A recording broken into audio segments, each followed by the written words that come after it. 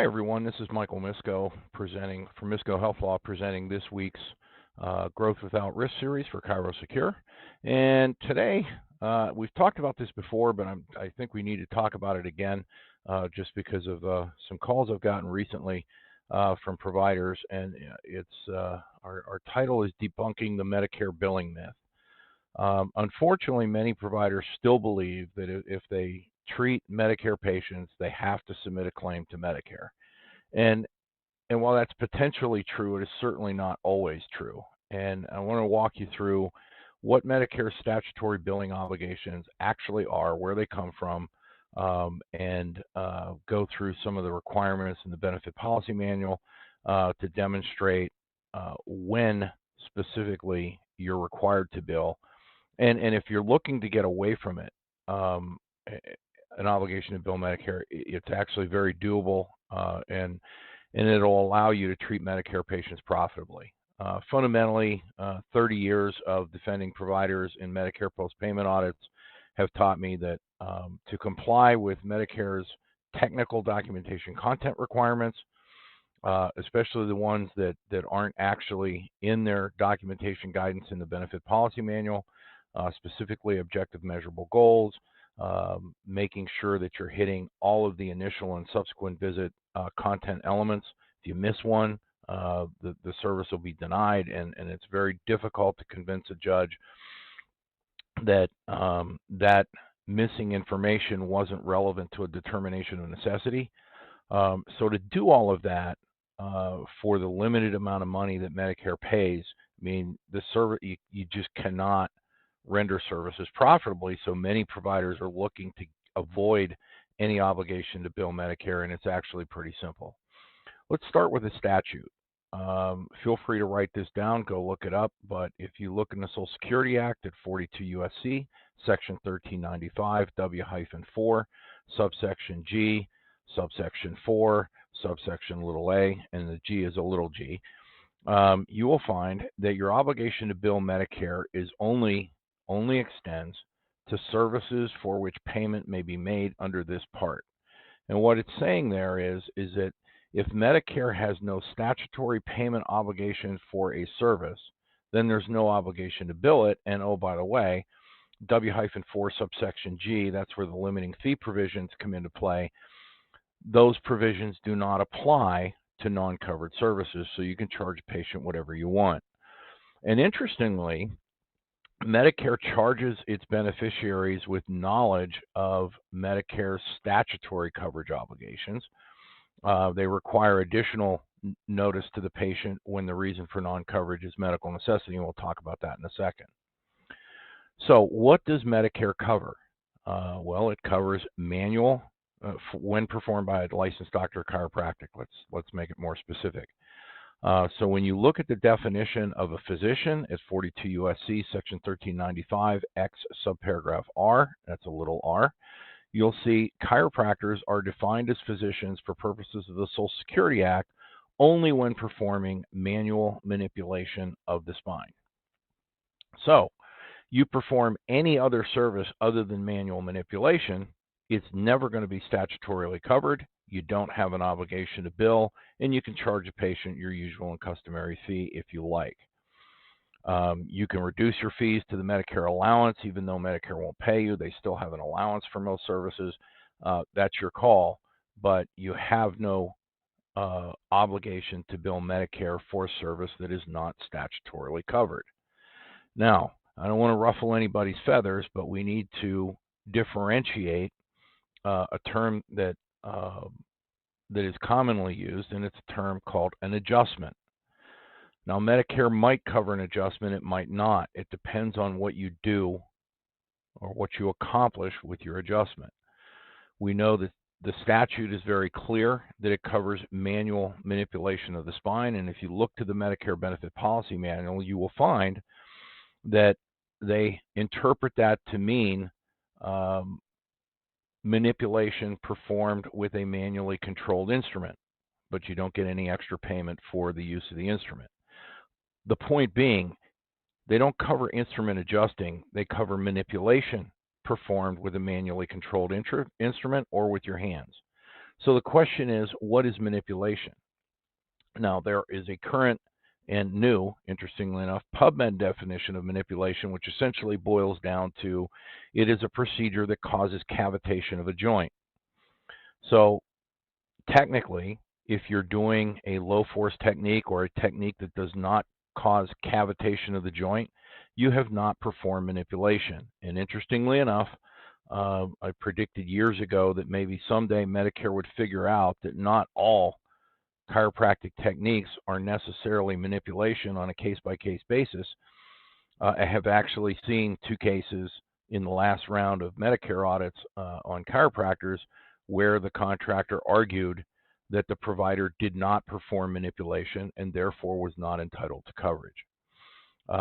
So understand that manipulation is a technically defined term. It's recognized in CPT.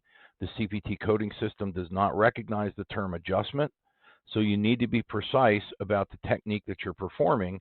And if you're not performing a manipulation, meaning causing cavitation of the joint, then you have absolutely no obligation to bill Medicare. And interestingly enough, because the coverage exclusion is statutory as opposed to for reasons of medical necessity, as we'll find out in a moment, you don't need an ABN in that circumstance. There are some forms that I do recommend you do just to make sure that the patient has noticed that they're getting something that isn't covered by Medicare and they have to pay for it.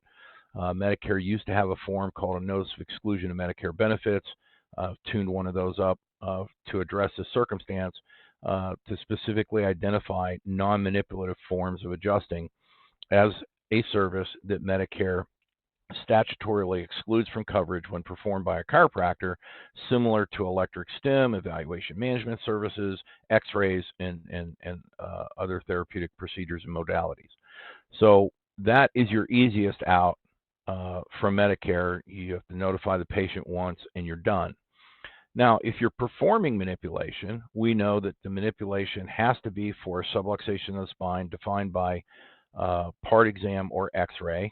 You have an out there, and it has to be medically necessary, meaning you have to have there has to be an associated neuromusculoskeletal condition and an expectation of causing significant improvement in the patient's condition or capacity to function in a reasonable and generally predictable period of time. Those are requirements from Section 240.1.3 of the Medicare Benefit Policy Manual. So when any of those criteria do not exist, then the manipulation is not going to be covered, but the reason is going to be medical necessity.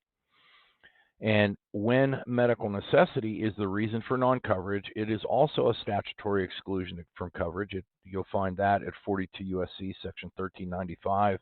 Y, subparagraph little a, subparagraph 1, subparagraph big A. That is the standard exclusion for medically unnecessary services in the Social Security Act. But when that is the reason for non-coverage, that is where Medicare creates this requirement for an advanced beneficiary notice. They have an actual form. There's a new one out, so if you haven't updated your ABN in a while, you need to get the new form. And like the old form, this one has 3 options. Option 1 means the patient understands the service isn't necessary. They want you to bill Medicare anyway. Complete waste of time. If you elected to allow that to happen or elected to provide the service under those circumstances, you would bill the service your 989401 or 2 as appropriate without the AT modifier, but with a GA modifier. And on the EOB, it will be denied, but it will deny with a PR code, meaning patient responsibility, as opposed to a CO code, meaning you're not allowed to bill the patient, meaning contractual obligation, in which case you'd have to write the service off. So with an ABN, option 2, the patient understands the service isn't medically necessary, but indicates that they don't want you to bill it, understanding that they have no appeal rights. And that is the option that you would want the patient to select. Option 3, of course, is they understand service isn't medically necessary and they're going to decline receipt of the service. Now, the reason for ABN option 2, and Medicare will instruct that you cannot influence the patient's choice of option 1, option 2, or option 3. They have to pick that on their own, so it can't be pre-checked on the form. However, you are permitted to advise the patient that you can pick whatever option you want, but if you pick anything other than option 2, this visit isn't going to happen. And the reason is the administrative expense associated with billing. I mean, it's just a throwaway cost. I mean, it's for sure going to result in a denial. And because of that, to pay your staff, a clearinghouse, post the EOB, and then try to go collect money from the patient, which is the appropriate time when you elect to bill. You can ask the patient to pay for it up front, but they don't have to. They can require you to send them a statement once the EOB comes down assigning their liability, and now you have AR, and that, again, you're not going to collect all of it, and that becomes a profit killer. Not to mention all the administrative expense in submitting a bill that you know is going to be denied for payment. So many practices that I consult with, option 2 is the only option, and they gladly send patients to other providers, who are willing to bill Medicare. But I can tell you that billing Medicare, it's not a profitable thing. Even if you're trying to do medically necessary care and do all the documentation, praying to God the patient actually has a significant enough problem to justify a medically necessary course of care and is actually going to show up for it. But the documentation burden is so brutal, you cannot make money at Medicare. And so the call that I was alluding to earlier was a doc looking for a way to treat Medicare patients because he was of the belief that he had to bill, and he didn't want to bill. So when his patients turned 65 and got Medicare Part B, he sent them down the road. And you don't have to do that. There are other options. Now, with the manipulation ABN option 1 or option 2 scenario, understand that if the patient calls Medicare and inquires as to why Medicare won't pay for their care, Medicare will pull the records, pull the ABN, declare or deem that the ABN did not provide the patient sufficient notice of their obligation to pay, and they will make you refund the money, which is a real kick in the teeth. It doesn't happen often, but if a patient calls Medicare, it's going to happen, and you'll be doing that care for free. The other myth about ABNs is that you can do one ABN at the beginning of the year for the whole year. And the answer to that is maybe. If the ABN specifically identifies the number of visits and the out-of-pocket cost to the penny, then yes, maybe you can get away with that. The problem is, though, if the patient misses a visit or anything happens to destroy the validity of the planned number of visits or planned out-of-pocket expense, you have to do a new ABN. People forget to do that. Their ABNs are deemed invalid. So it's recommended that you do an ABN each and every time the patient shows up. And to accomplish that, I kind of hijacked their ABN and on the back of it put 24 more slots with each of the options by letter. Medicare probably will not permit that, but they would likely not impose a punitive sanction for failing to get an ABN and charging the patient. The sanction's $1,000, and it's in 1395 W4. So you want to do your best to make sure that the patients know. We have other forms that we implement as well. But getting back to the core point is that we don't have to bill Medicare just because a patient showed up. There are a variety of ways to avoid that obligation, and allows you to treat Medicare patients a little more profitably and at your UCR fee. I have a number of providers. They see their Medicare patients and they charge $55 a visit. And if the patient doesn't want to pay it, they can take the train and go somewhere else. But you have to value what your service is worth, and if the patients agree, they pay, and those patients that value what you do tend to be better referral sources. One other thing I would say relative to manipulation for some of you that traditionally do manipulation or are looking for a reason to not do manipulation, the Medicare Benefit Policy Manual comes with some outs. If you look at Pub 100-2, Chapter 15, Section 240, specifically 240.1.3 3B, they list a number of relative and absolute contraindications to manipulation. And that means, according to Medicare, if there's an absolute contraindication, manipulation is not going to be covered where that contraindicating condition exists. For a relative contraindication, you have to specifically address why you think manipulation is appropriate and safe, notwithstanding that relative contraindication. So the relative contraindications are articular hypermobility and circumstances where the stability of the joint is uncertain, severe demineralization of the bone, benign bone tumors in the spine, bleeding disorders and use of anticoagulant therapy, and radiculopathy with progressive neurologic signs. So when those scenarios exist, they consider those relative contraindications, which means you can still manipulate. However, you have to specifically address the risk issue in your documentation.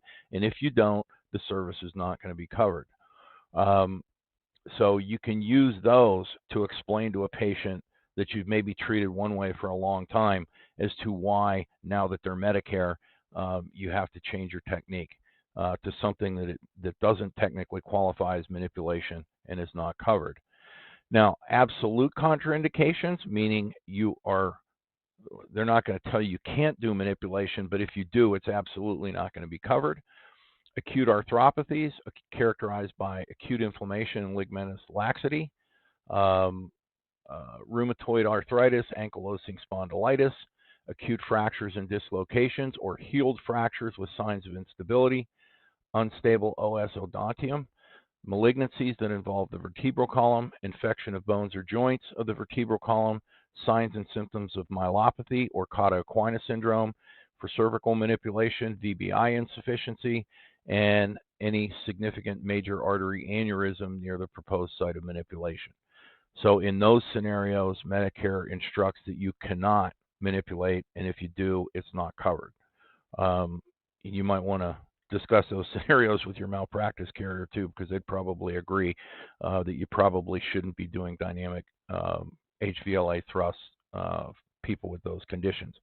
So long story short, there's a number of ways to avoid billing Medicare, such that you can have a vibrant Medicare patient population that still earns you a reasonable profit.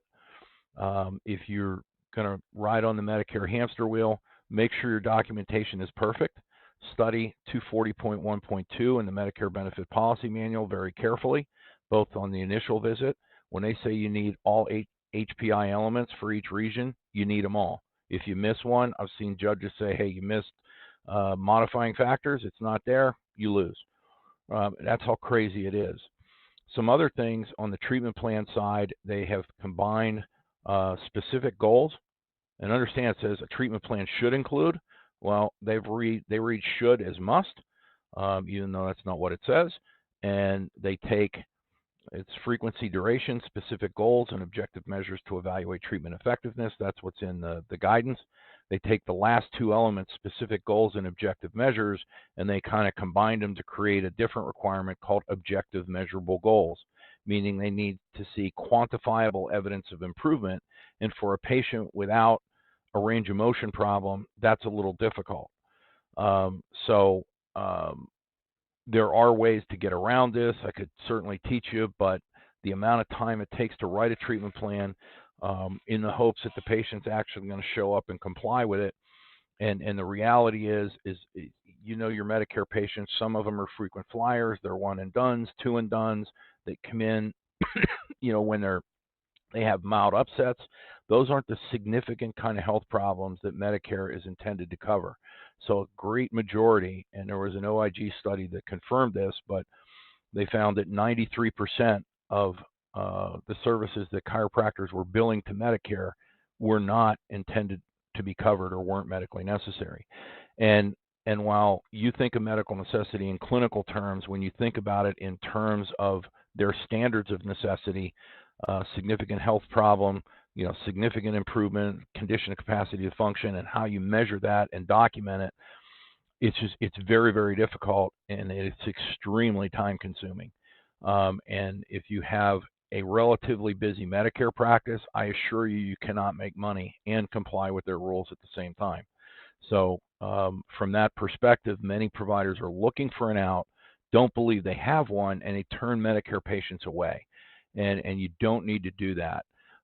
Normally, you know, the training is about an hour to 75 minutes. We go through the forms and all that other stuff, but I just want you to understand that if you look into the rules, if you need form support, you know, contact me. I'd be happy to send them to you. If you need help with implementation, we can help you there as well. And I'm not trying to turn this into a sales pitch, but at the end of the day, you can treat Medicare patients profitably for cash, same way that you can commercial insurance payers. And the practices that have made that transition are very happy, they're profitable, and they don't have the post-payment risk. And coming from a guy who makes his living defending providers in post-payment audits, I should be the last person telling you this, but for your own salvation and not having to look over your shoulder and keeping your relationship between you and the patient, offloading a bunch of administrative costs as well as post-payment risk, it seems to be that in today's environment, especially with the increasing deductibles and coinsurance obligations, diminishing reimbursement and or diminishing authorizations for treatment, cash is becoming king again. So I hope that's helpful to you, and I'll look forward to speaking with you next time.